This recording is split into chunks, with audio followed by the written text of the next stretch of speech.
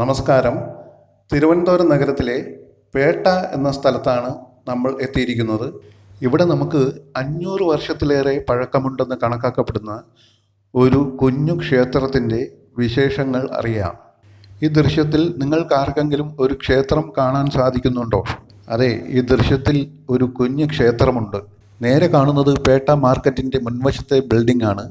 അതിൻ്റെ മുൻവശത്ത് തന്നെ ഒരു കുഞ്ഞു ക്ഷേത്രമുണ്ട്. ശ്രദ്ധിച്ചാൽ നിങ്ങൾക്ക് കാണാവുന്നതാണ്.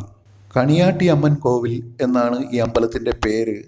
കാഴ്ചയിൽ ഒരു ചെറിയ അമ്പലമാണെങ്കിലും ഈ അമ്പലത്തിൻ്റെ ചൈതന്യത്തെപ്പറ്റി നിങ്ങൾ അറിഞ്ഞാൽ നിങ്ങൾ അമ്പരക്കും.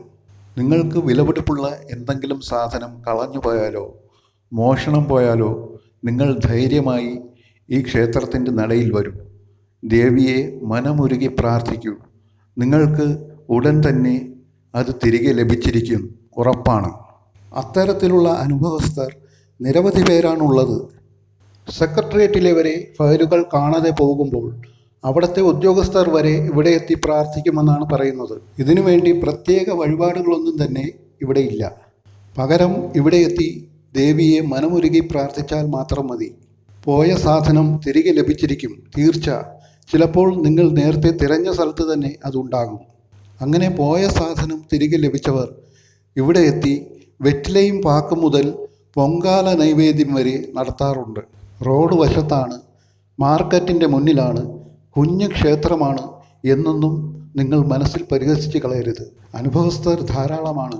അതുകൊണ്ടാണ് ഞാനിങ്ങനെ പറയുന്നത്. എനിക്ക് പോലും അനുഭവമുണ്ട്. പിന്നെ മറ്റൊരു പ്രധാന കാര്യം എന്ന് പറയുന്നത്, നിങ്ങളുടെ വീടുകളിൽ കൊച്ചുകുട്ടികൾ ഉണ്ടാകുമല്ലോ. ചിലപ്പോഴൊക്കെ ഒരു കാരണവുമില്ലാതെ അവർ നിർത്താതെ കരയാറുണ്ടോ? എങ്കിൽ നിങ്ങൾ വിഷമിക്കേണ്ട.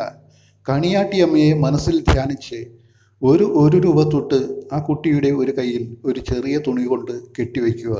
അമ്മയ്ക്ക് ദക്ഷിണയായി മാറ്റിവെക്കുന്നതാണ് ആ നാണയം. അതിനുശേഷം ഉടൻ തന്നെ ആ കുട്ടി കരച്ചിൽ നിർത്തിയിരിക്കും, തീർച്ച. അതിനുശേഷം ആ നാണയം ഈ അമ്പലത്തിൻ്റെ നടയിൽ വന്ന് അമ്മയ്ക്ക് കാണിക്കയായി ഇടുക. അതുമാത്രം നിങ്ങൾ ചെയ്താൽ മതി, വേറൊന്നും ചെയ്യേണ്ട ആവശ്യമില്ല. ശ്രീ ദുർഗാദേവിയാണ് ഇവിടുത്തെ പ്രധാന പ്രതിഷ്ഠ. വെണ്ണക്കല്ലിൽ തീർത്ത ഗണപതി വിഗ്രഹവും നാഗരാജാവും നാഗയക്ഷിയുമാണ് മറ്റു പ്രതിഷ്ഠകൾ. ഭക്തർക്ക് വഴികാട്ടിയായി ദർശനം നൽകിയിരുന്ന ദേവി ചൈതന്യത്തെ മുൻകാലങ്ങളിൽ കണികാട്ടി അമ്മ എന്നാണ് വിളിച്ചിരുന്നത്. ഭക്തർക്ക് വഴികാട്ടുന്ന അമ്മയെ കണികാട്ടി അമ്മ എന്ന് വിളിച്ച് പിന്നീട് അത് കണിയാട്ടി അമ്മയായി മാറി. മറ്റു ദുർഗാദേവി ക്ഷേത്രങ്ങളെ പോലെ വാളും ശൂലവും ഏന്തി നിൽക്കുന്നതല്ല ഇവിടുത്തെ പ്രതിഷ്ഠ. മറിച്ച് ഒരു താമരമൊട്ട് കയ്യിലേന്തി പീഠത്തിൽ ഉപവിഷ്ടയായ അമ്മയെയാണ് നമുക്കിവിടെ കാണാൻ സാധിക്കുക. വളരെ ശാന്തസ്വരൂപിണിയായ ശാന്തമായ മുഖഭാവത്തോടെയുള്ള ദേവിയെയാണ് നമുക്കിവിടെ കാണാൻ സാധിക്കുന്നത്. മീനമാസത്തിലെ വിശാഖം, അനിഴം, തൃക്കേട്ട നാളുകളിലാണ് ഇവിടുത്തെ ഉത്സവം നടക്കുന്നത്. തൃക്കേട്ട ദിനത്തിലാണ് ഇവിടെ പൊതുപൊങ്കാല നടക്കുന്നത്.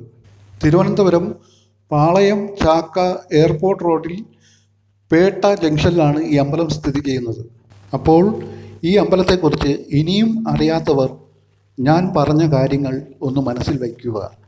വിലപിടിപ്പുള്ള സാധനങ്ങൾ കളഞ്ഞു പോകുന്നവരും കളവ് പോകുന്നവരും കുട്ടികൾ നിർത്താതെ കരയുന്നവരും വസ്തുക്കൾ വാങ്ങുന്നവരും വിൽക്കുന്നവരും എല്ലാം ഇതൊന്ന് മനസ്സിൽ വയ്ക്കുക. ശേഷം നിങ്ങൾക്ക് അങ്ങനെ എന്തെങ്കിലും അനുഭവം ഉണ്ടാകുമ്പോൾ ഞാൻ പറഞ്ഞ പോലെ ഒന്ന് ചെയ്തു നോക്കുക. അത്തരം വിഷമതകൾക്ക് ഉടനടി പരിഹാരം നിങ്ങൾക്ക് ലഭിച്ചിരിക്കും, തീർച്ച.